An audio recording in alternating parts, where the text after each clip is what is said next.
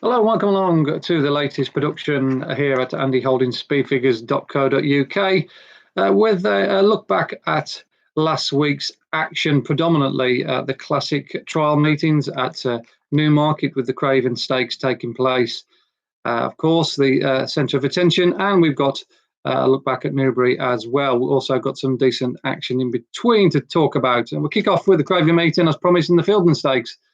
Is the first port of call, won by Highland Avenue, and it was the race last year, of course, that saw Mithras strut his stuff before going on to have a stellar season. It could well be that Charlie Appleby's Grey plots a similar kind of course, because he was hugely impressive in winning in a very fast time. He had no trouble laying up with the fast speed set in the early stages, and given the way he stayed on in the latter stages, you'd imagine that a mile and a quarter, even a mile and a half, will be no bother to Charlie Appleby's charge later on in this season. Not sure where I'll go next. He's entered in, I think he's in the Dante, and he's in the Irish Derby. He's not in the English Derby.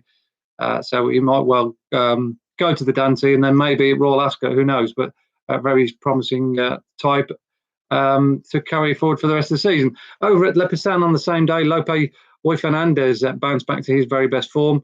Bit of an up and down season as a 3-year-old for Aidan O'Brien's inmate, but back over a mile, he was really good. He threatened to do good things over a mile last year, of course, third to Siskin in the Irish 2,000 guineas to kick off the season. Then they dropped him back in trip. That's a Royal Ascot. He was running the Jersey Stakes, 6 furlongs. He flirted with the 6 furlongs as well in the July Cup. But it was at, of course, the Breeders' Cup meeting where he came to the fore, running really well there over in Santa Anita. And like I say, he carried that forward to this season with a scintillating display at the County Dublin venue, quickening up really well to win by 5 lengths, clocking a very, very fast time on our time figures. Indeed, the fastest time figure that we've awarded any horse this season, with 102 breaking through the barrier of our maximum time figures we normally award to the very high-class horses. So he looks in line for a stellar season over a mile. The Lock-ins will probably be the next stop, followed probably by the Queen Anne at Royal Ascot.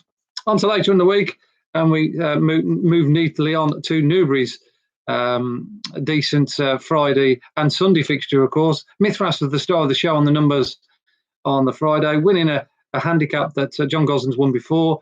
I think he won it with a horse who went on to run well in the Jersey Stakes. And Mithras could go down the same route, albeit he probably wants a little bit further, maybe a mile or a mile and a quarter.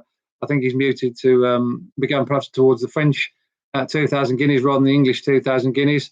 According to connections, and you can see why, because he looks a very strong stayer based on his run at Newbury. He was flat to the boards all the way through that 7 furlong handicap, which is always a very competitive and well-run affair.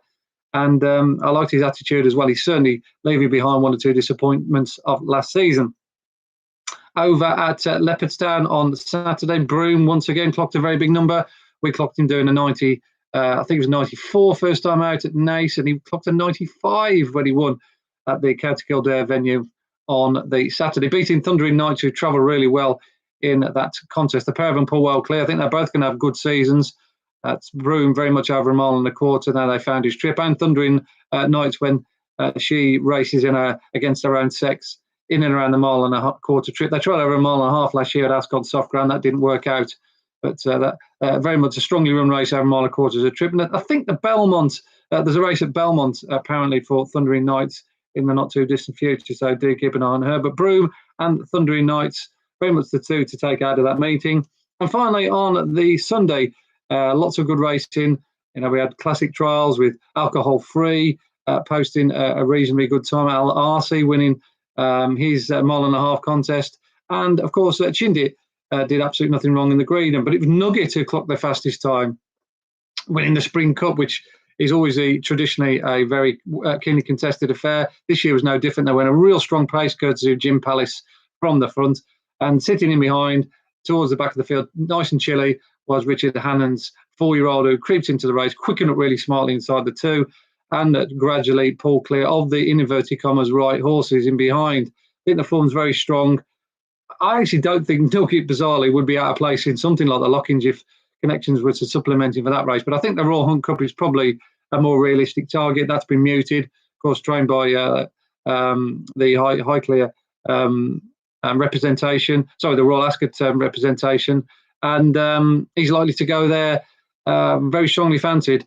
with Ron more likely to keep the ride. Okay, that's it for this week. Lots to talk about there.